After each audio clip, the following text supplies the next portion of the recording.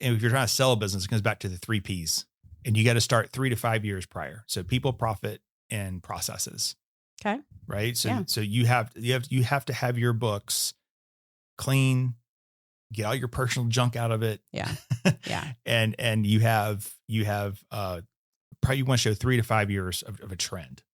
So if you know you're going to be selling your business in the future, you got to start treating it like a business.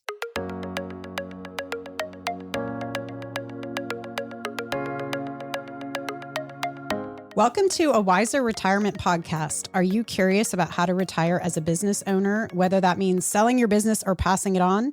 I'm Shauna Theriault, and today I'm joined by Casey Smith. Each week, we bring you practical advice on retirement, investing, and planning for your financial future. Don't forget to subscribe to the podcast wherever you're listening. Let's get started. Let's do it. Let's do it.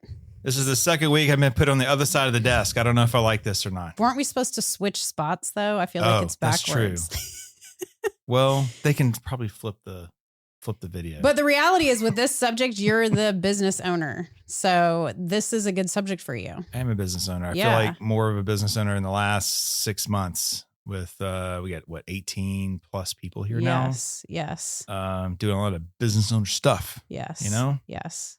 I was listening to a podcast the other day. It was very inspirational. When I work out, I listen to these Motiversity podcasts, and it was talking about how someone like started a business and they grew it and grew it. And I was thinking about you. It's really incredible what you've done. Thank Seriously. You. It really is. Thank you. It's a little bit of hard work, a little bit of Jesus, and a lot of tears. Sweat equity and all the things, right? Right? And surrounding yourself with good people. And right. I love the team we have. So, it's great. I we do a whole podcast on how to pick a team. My journey has been, we'll just say, come from the school of hard knocks, Yeah. Hired some people that are still here, probably with me for life. And we've had people that have come and gone. They're great people. Yeah. They're moved on to something else. And then hopefully we have a good core group that will be here for quite a while. It's hiring people is difficult. I firmly believe in you hire the heart and you can teach the mind. Yeah. It takes a little longer to do that, but if you just find the right people, then it makes everything easier, And there's been periods where I didn't want to come to work because I was just like, the one person was like driving me crazy. It's like, and finally I wake up and I go, wait a minute, I have the ability to change this. Right. You own the place. Everyone else still has to come here and deal with this. And I'm going to go change that today. Yeah. Well, and something about your gut, if it's bothering you, it's probably it's probably bothering others too. Yeah, absolutely. The team environment, right? Absolutely. And I think we still have to work on, hey, I'm struggling with this in our culture and getting people to talk. And I don't think I'm big, bad, and scary, but sometimes people do. And you even with 3-month reviews, every 3 months we do set number of reviews, you don't always get the truth. and then later it comes out or later someone says, I'm glad that person left. I feel so much happier coming to work every day. It's like, well, you've had so many opportunities to tell me this. Well, it's that open door policy, but some people are newer in their careers and they don't feel like they can really say what they think, and there's always that, unsure if it's the right thing to say. And it feels like as you get older, you're more of yourself and can say in a positive, constructive way what your mind is, Right. But it's when you're younger, or new in your career, that's sometimes harder too. But yeah, very true. So with that, creating a business that's growing and you have, a lot of clients and employees, you have to be thinking about succession planning, because if something happened to you, you're the owner of the business. And we see this a lot with small businesses. And this is what we're talking about today. If something happens to the main person or people, there has to be something in place to ensure that the clients have longevity, that the employees go on, et cetera. It's a smart thing to do, or if you're just exiting as well. And so starting with a succession planning, what would you say, where would you start with that? Yeah, that's a big one. I would say I've never worked with a company that had a succession plan in place prior to working with us. And that it's because I think it's one of the hardest things to do. You hire people typically to do certain jobs, but maybe you don't think of them doing your job. Right. And there's a book, I think I may have mentioned this in prior podcasts, but Michael Gerber, E-Myth Revisited. That is a great book that every business owner should be reading or listening to once a year. And the purpose of that book is to create processes in your business. So first thing you have to do is create processes where the business can run without you. Repeatable processes. Repeatable processes. When I tell people here you get the same Chick-fil-A sandwich in Atlanta as you do in Macon. And that's because there's a repeatable process. Well, that's great for training too. Yes. So for growing. Correct. So once you have a process, your business suddenly becomes a lot more valuable because the business can run a little bit less without you. It's also psychological in that business owners think that this is their baby and only they can do it the way that they can do it. And it's getting them out of that mindset that, yeah, you know what, you're probably really good at this and maybe you have some key relationships, but you can, if you have good clients in any industry, they would understand that, yeah, you're growing a business. And if you're serving them in every single way, that's probably not the best thing. Right. Yeah. And so I think the first step is creating repeatable processes. Once you've done that, you need to look across your group and decide, okay, who can take this position. And in my case, it was multiple people that would have to come in and take over. Right. The same way if we lost Alexa, she's our VP of operations, that's multiple people taking her position because she does so much. So the session plan could be internal and you could say, hey, I'm going to sell my business at this amount. Because really what you're trying to do is protect your family. Because most business owners have most of their wealth built up in their business. Right. And rightly so in many cases. There's nothing wrong with that. But you want to be able to find a succession plan internally. You may have to buy life insurance on yourself. Use it in that way where actually so the person who would buy it would be buying the life insurance. You'd have a life insurance policy on your life, for example. Yes, but not paid by you, be paid for by the person who would be buying it. Got it. You could do it the business way. We structured ours where the person buying the company pays for the policy. And there's other ways you can adjust comp to make up for that in other ways. That makes it a tax-free event to them where they have the money to then pay your family to then buy the business. You could also do a structured note where you come up with the formulation is the value. It could be so much times profits or so much times revenue. And then there's a note to the family. The family's paid over time. So I structured it both ways. So there's a large life insurance policy and then there's a deal for a note because our company grows at 20 to 30% a year, has been for 10 plus years. So it's always running away from you. The value, you solve it for this year, but then 5 years from now, it's not going to be obtainable anymore. So you have to come up with unique ways to do that. So do you on the onset of that, when you're thinking of succession planning, is it at that point that you look at what is a business valuation, or is it just when you're selling? No, you should have a business valuation done when you're going through the process. So that you know how much insurance to have. Correct. And not the $30,000 one, but maybe the $10,000 one where it's just kind of a cursory look and say, this is about what the value's worth. So like a CVA could do that, an evaluation analyst, correct, right? Okay. Correct. You could, sometimes if like in our industry, there's kind of standards and there's companies that will do it. My consulting firm that works with us, they do ours once a year.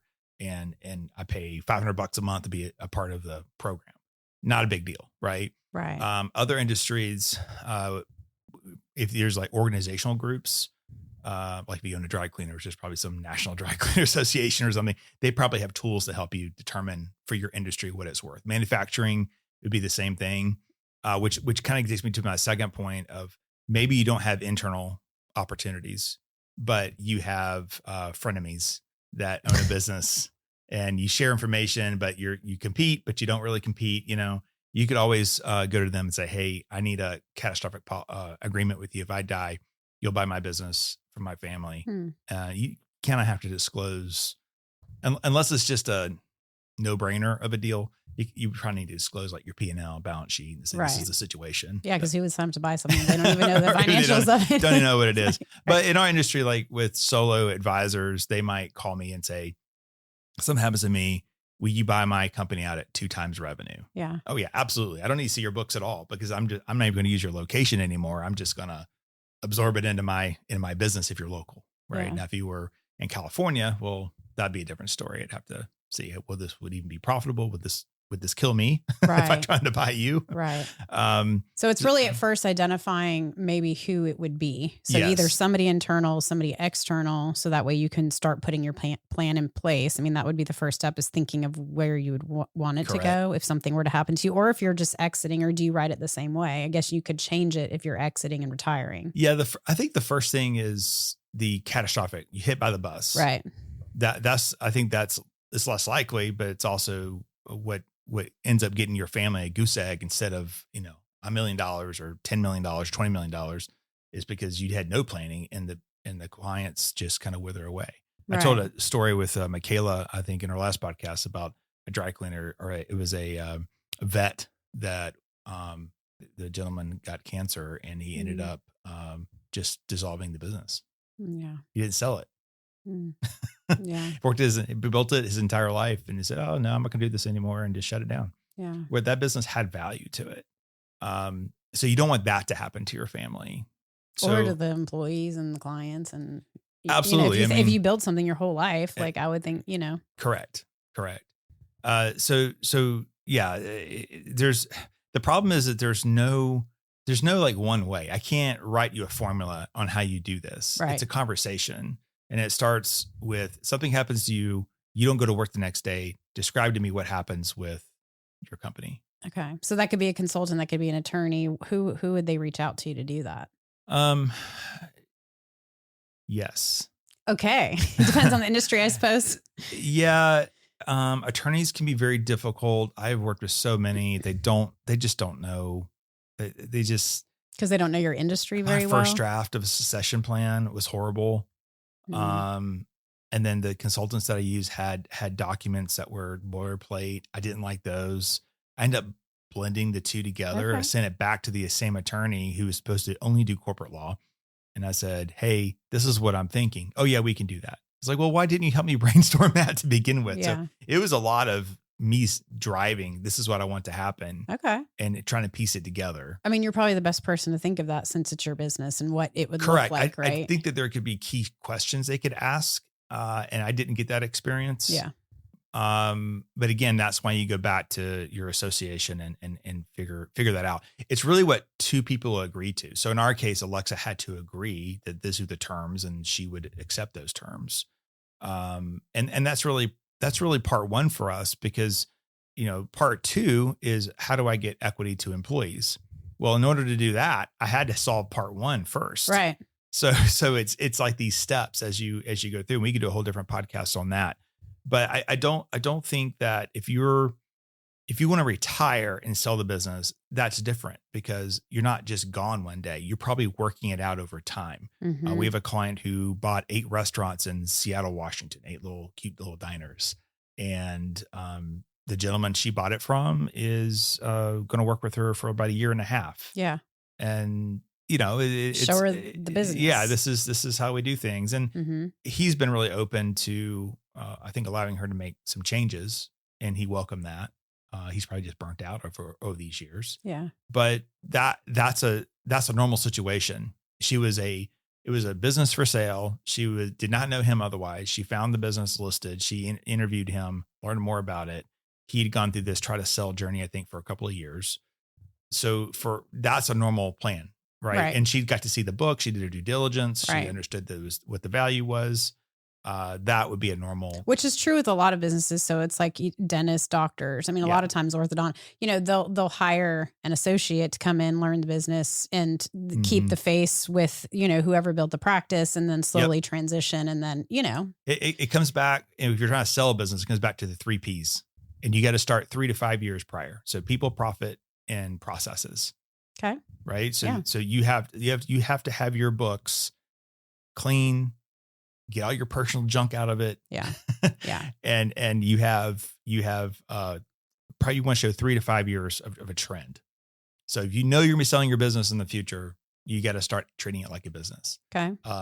In our industry, especially, it becomes like a lifestyle business. So all your personal stuff gets kind of wrapped into the P&L. When you start extracting that stuff out, right. I'll tell you, it's painful. Because your profits go up. that means you pay more taxes. Right. Right. And then your expenses are and personal taxes, expenses or in business. Yeah. Like this last time I bought a car, it was not a company car. It's the first time I ever not had a company car. And I was like, ouch, that hurts. Cause I could have written off $80,000 of my taxes. Yeah, exactly. Right. But it didn't, I can't do that because I'm thinking, I'm not selling my business, but I'm thinking down the road is, okay, if I have fellow shareholders, equity, and I gotta clean this up so that they seal the real business. Yeah. So it's something that you have to work toward. Someone told me one time that they said, well, we're going to show them 2 books. These are the real books. And then these are the books if I took all my personal stuff out. And I'm like, the buyer is just not gonna, the buyer's not going to go for that. No, because it's what the actual numbers are. It's a negotiation. So we're going to go, no, these are the real numbers. And the bank's going to look at the real numbers when they're giving that SBA loan. Of course. Of course. So paying more taxes as a business owner is not a bad thing when you're close to that liquidation standpoint. Are you a small business owner? If you're busy running a business, who's making sure your personal finances are on track? Download 5 Reasons Every Small Business Owner Needs a Financial Advisor, a free guide from Wiser Wealth Management. It's your blueprint for helping you keep personal finances secure while growing your business with confidence. Grab your copy at wiserinvestor.com/guides today. All right, let's get back to the episode.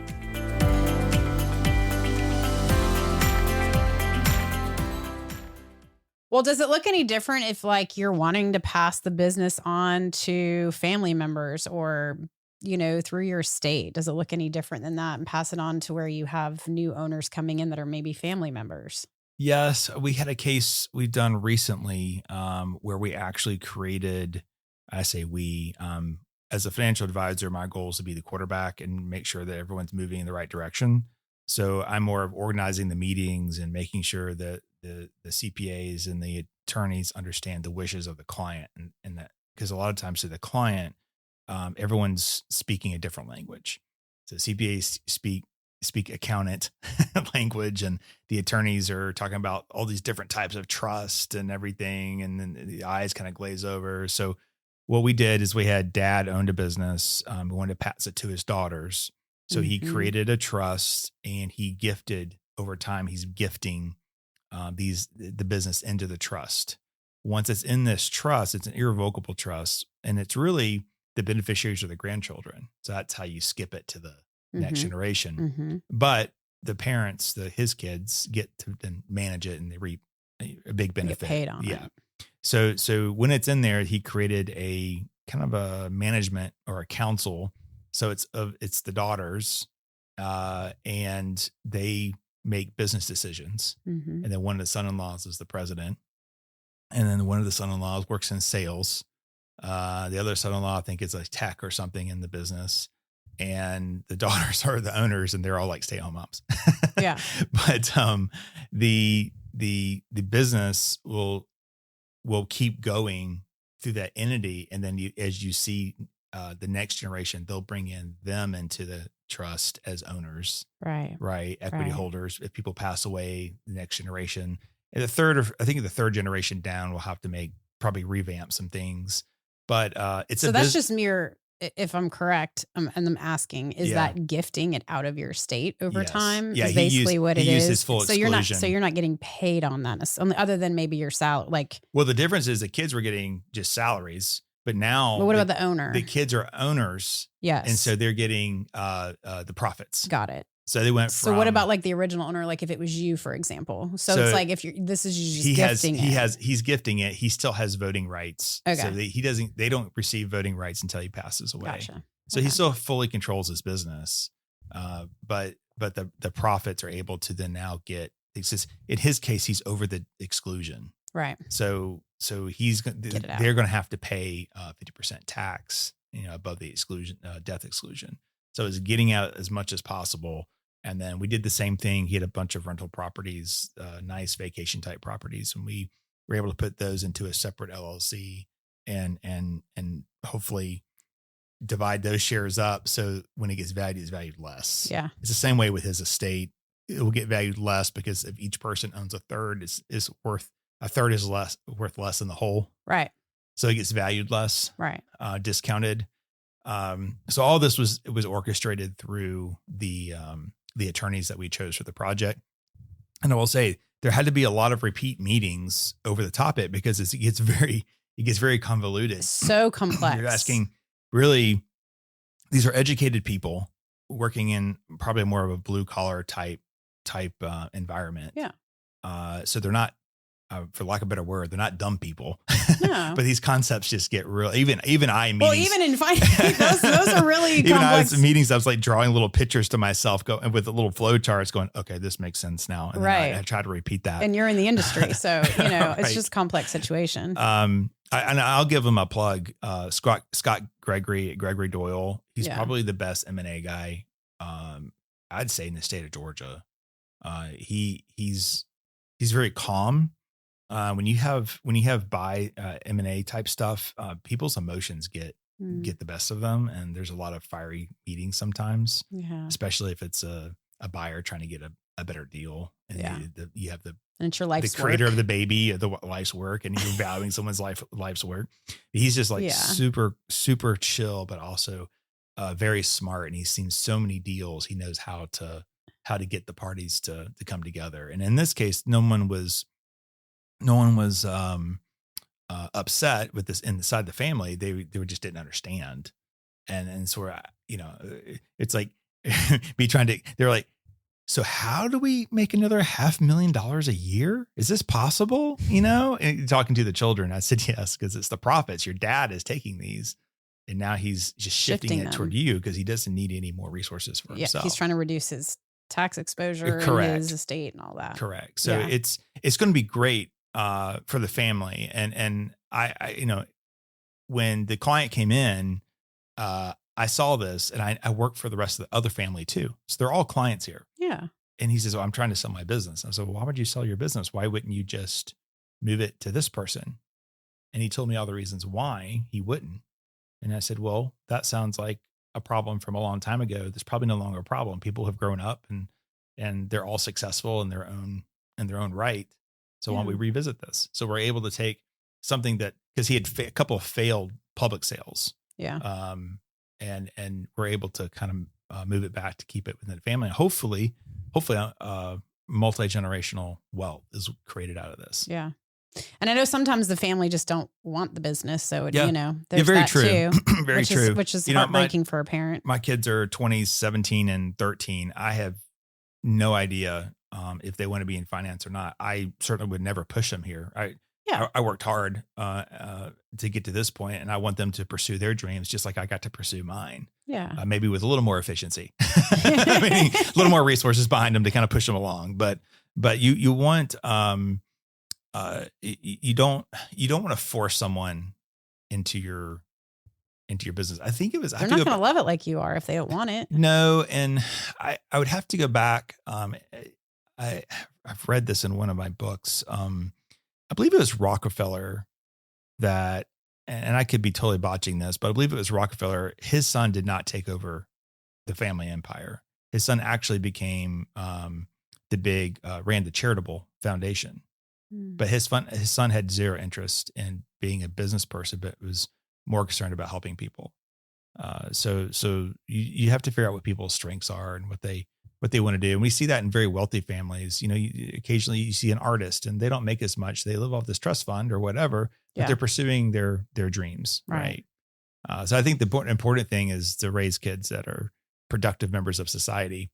And it doesn't mean it has to be in your business to do that. If you're going to, you think about it like the old coal miners. I was a coal miner. You're going to be a coal miner. And so-and-so's a coal miner. It's like, come on, we've moved too much of society to be that way. So business planning and for succession planning, it sounds to me like it's a lot like individual planning. There's different stages and steps. And so you're planning initially for like the catastrophic. Yeah. And then if you're selling or transitioning or maybe leaving your business to family, that's a different tranche of looking at it, right? So kind of like when you're an individual planner, it's like you're starting your career, having kids, getting married, and then you're transitioning to college and then, going to retirement. So it's gotta, just starting the business, the startup. I don't know that you would do succession planning then. There's nothing potentially to plan for, but then as you grow it, the catastrophic and then eventual, the retirement or selling it or passing it on to others. I think if I was starting over, well, I couldn't have done it. Maybe early on, I would have loved to have created a trust and just dropped in like 10% of my company's value Mm. in my name of my kids. Mm-hmm. You think about the impact that would be down the road. Yeah. Where me doing it now is like, here's 0.0001 of a share. Cause you can give $19,000 a year, but Right. it doesn't really make a difference at this point. Yeah. Maybe it does if I live a long life, but if I die tomorrow, it doesn't make a difference. Yeah. Interesting. So I but no one really thinks about that. You're in startup mode. No. I think, yes, if you're in startup mode, it's probably not, it's not going to be as important. Now, if you have a partner, absolutely. Yes. And that could be a whole nother podcast too. But if Dave Ramsey says, partnership is the only ship that doesn't float. And there's some truth to that. There's been a lot of stories over the years of bad partners and how they left with people's money. And there's a guy here in Marietta that has a store. I won't tell you what it is, but it has a store. And every time I go in there to buy something, I've heard the backstory of him and his partner. And he was probably the guy that was in the wrong and screwing his partner over. But every time I go in there to buy something, I think, do I really want to be shopping here? But it's like, well, no one else knows that. I just have the inside track, I guess. That's hard, but being partners with people, it's definitely hard. So my point is, you want to have agreement set up that where if there's a split, there's a well-defined exit strategy. Mm-hmm. And so you have to think of the worst case scenario. I'll tell you, I bought Wiser Wealth Management. So I started my own firm in 2001. In 2007, I purchased Wiser Financial Services, which got rebranded into Wiser Wealth Management. That's part of our company's history. And there was a man, his name is Mr. Wiser, and Mr. Wiser, I never wanted the company to be about me. And I just took the Wiser and added the owl and said, invest smarter used to be our tagline back then. I actually had to use my get out clause. After about 4 or 5 months, he was not comfortable on the other side of the table. Mm-hmm. And I was like, this is not going to work. Like we're going to start losing clients. Things are going to get really ugly. Yeah. And so I had a great attorney that worked in a get out clause and I was able to execute it. And to this day, that was the saving grace to the whole arrangement. Yeah. So you have to have people who are not emotionally involved in helping you do this to help you think of all the worst case scenarios. Yeah. No, I love that part, since obviously you being the business owner and what you've done here, and you're speaking from experience, and then you can help other business owners, because we do business planning here too at Wiser, Right. and so being able to help other business owners navigate that is just extremely helpful for them. Yeah, you have to start with the E-Myth book by Michael Gerber. That's going to help you create those processes. And then from there, there are some books. I just finished reading a book on equity and how to transfer equity. And it made my mind just spin of the million different ways you can do it. Yeah. And I always subscribe to keep it simple. Absolutely. You just want people to If you understand don't what's understand happening. it, then Yeah, in the past, we've gotten kind of cross with our bonus structure here, and people are like, I have no idea how to calculate any of this. And they're like, all right, we have to make this simpler. right. Exactly. Make it so you can see through and understand what's going on. So Right. Exactly. Well, is there anything else? Obviously, passing it on, selling the business, just making sure your own retirement is secure, making sure you're getting enough out of the business to make sure that you're going to have longevity in your financial situation. Is there anything else you think that you would want to add? Most as far as business owners succession? create jobs for themselves. They don't actually know how to grow and scale a business. And I'm not talking down to them. I was one of them. And it's taken me 10 years to kind of figure that out. Partially from exhaustion of, okay, I can't talk to 400 people anymore. How do I find more people to talk to people?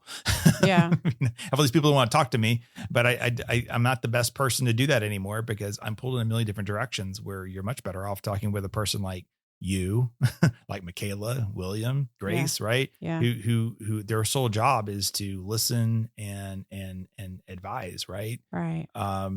So the repeatable processes. The repeatable processes. So how do I clone me?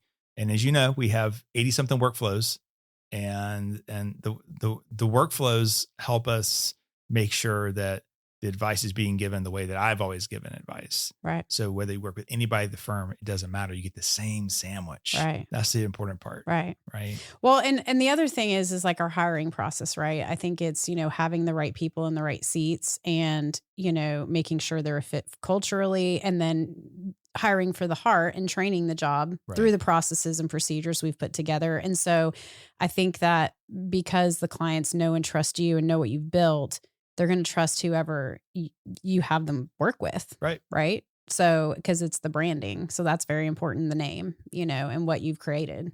So going back to my point where talking about people create good jobs for themselves, the point there is if you're trying to save for retirement, if you don't want to work the rest of your life, you have to understand the business value.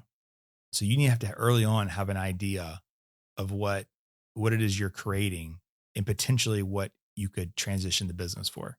Otherwise, you've created just a job for yourself. You own the company, you have additional responsibilities, and you need to be maxing out a 401k plan. You need to be doing all the normal stuff that everyone else does. Yeah. Because maybe at the end, your business is not worth as much. Right. And so some industries are like that. I would think at recruiting. So if you're a recruiter, we have a client who's a very successful recruiter. She recruits, I think mostly finance type people.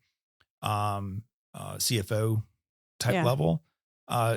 It's all about her contacts. So she could probably hire an assistant or something to get more efficient. But when she's done, the business is probably done. So in her case, it's like, how much money can I make? How much can I stash away? Right. And then I'll just be done. Right. Now, and then you're self-employed, you don't have a boss and you can call the shots and whatever. Correct.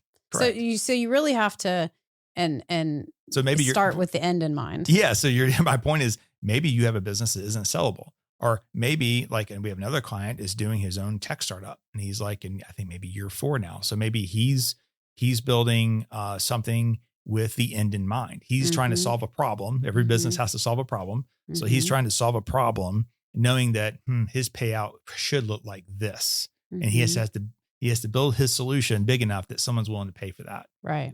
So probably a roll up of some sort into another company. And so back to the company that isn't really maybe sellable or have value per se in the end, then you would just solve catastrophically for like any other employee, if you will, with term life insurance. Yeah, you just buy term life insurance. So make sure that you have enough for your family if something happens to you. Yep. Yeah. So disability and all that. Like most of the time, consulting companies are going to be along those lines. Yeah. If you're building widgets and you have inventory and all that stuff, then that's a whole different ball game. Is how do you sell that business? We have a client that sold a business, a very profitable business. 2 years later, bought it back for half the price because the new owners didn't know how to handle it. Oh my God. Right? I can't imagine selling and buying that. Can you imagine that? That's like getting a divorce and remarrying the same person, which happens. Right. He's like, well, I got all this money from him. And then I just took half of it. I bought it back and he built it back up to where it was. Then he just decided he would just run it until it just ran out. Yeah. And that's basically, he's in his 80s now or close to it. And the business has kind of died out on its own. But yeah, he must have just missed it or loved it or something. Cause that would be hard to like rebuild the same thing you've already built. I guess the challenge is back though. So maybe it made it exciting. Yeah. And it's all about relationships. Of course. I'm back. And everybody's like, okay, he's back. Let's go back to that company. Yeah. I love it. So yeah, but just make sure that you do have the end in mind. You have a contingency plan.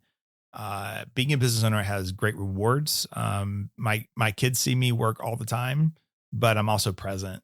When I need to be present. Yeah. You can go to all the golf things, the horse things. So, I mean, you're able to do that. So, well, perfect. Well, you can schedule a complimentary consultation with our team if you would like to discuss your goals and create a roadmap for a successful transition, and just talk to us and we'll see, maybe what direction you need to go.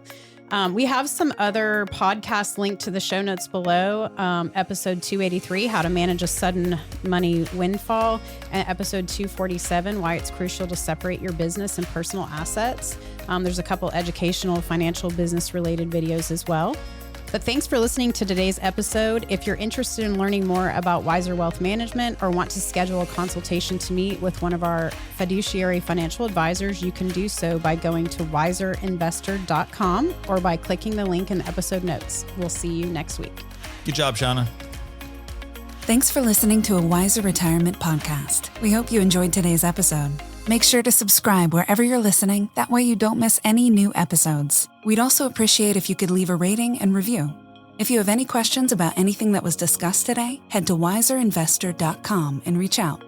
This podcast is strictly for informational purposes only and is not to be considered as investment advice or solicitation to buy or sell any financial products, securities, digital assets, or any other investment vehicles, or a basis to make any financial decisions. Wiser Wealth Management Incorporated is a registered investor advisor with the SEC. The host and/or guests may personally own securities, digital assets, or other investment vehicles mentioned on this podcast. Neither the host nor guests of the show are compensated for their participation, and no referral fees are paid to or received by any host or guest for clients, listeners, or similar interests. Investments involve risk, and unless otherwise stated, are not guaranteed. Be sure to first consult with a qualified financial advisor, tax professional, insurance professional, and/or legal professional before implementing any strategy discussed herein. Past performance is not indicative of future performance.